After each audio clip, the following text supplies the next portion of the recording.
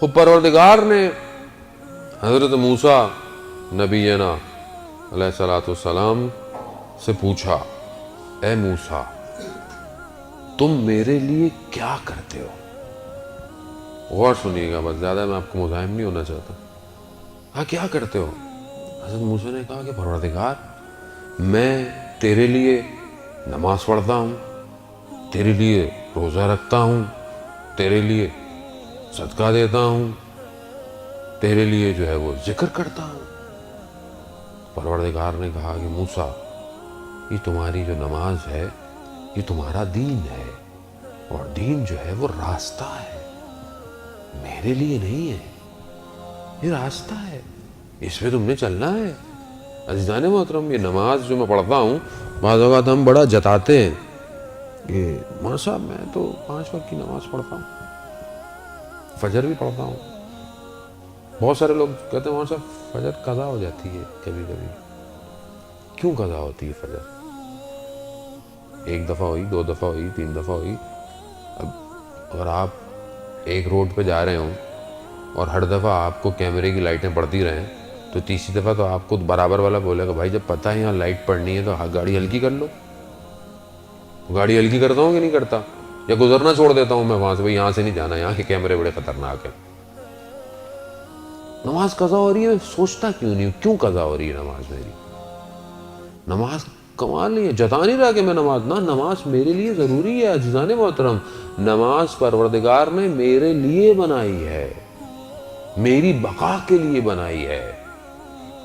ایک نماز اگر قضا ہو جائے اس کی قیمت ہم دنیا کے خزانے بھی جمع کر لیں نہیں کر سکتے، یاد رکھیے گا. ایک شخص آیا، چھٹے امام جعفر صادق علیہ السلام،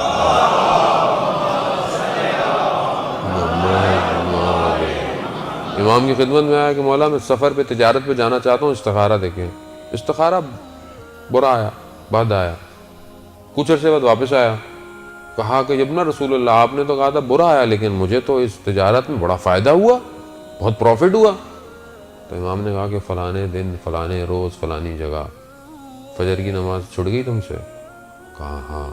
کہا سارے خزانے جمع کر لو، اس فجر کی نماز کی قیمت ادا نہیں کر سکتے. بعض اوقات ہمارا اٹھنا، ہمارا بیٹھنا، رات کی محفلیں فجر کی نماز کیا کرتی ہے؟ گئی.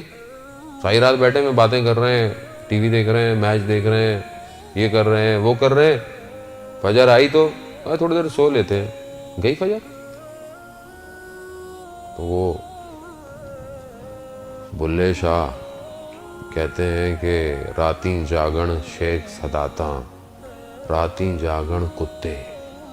کہتے ہیں رات کو شیخ بھی جاگتے ہیں، رات کو کتے بھی جاگتے ہیں.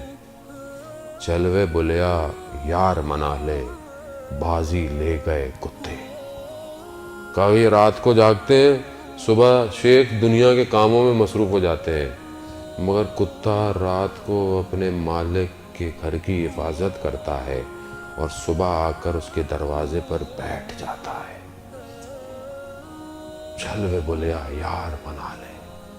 عزیزان ساری رات گزر گئی اور جب ایک سجدے کا وقت آیا تو میں خواب غفلت میں تھا. ایک شہید نے اپنی وصیت نامے میں، اس کی جب ڈائری ملی تو اس نے لکھا ہوا تھا کہ میری زندگی کا سب سے تاریک دن وہ تھا کہ جب میں اٹھا تو سورج نکلا ہوا تھا. کتنی میری زندگی کے تاریک دن ہے عزیزان محترم.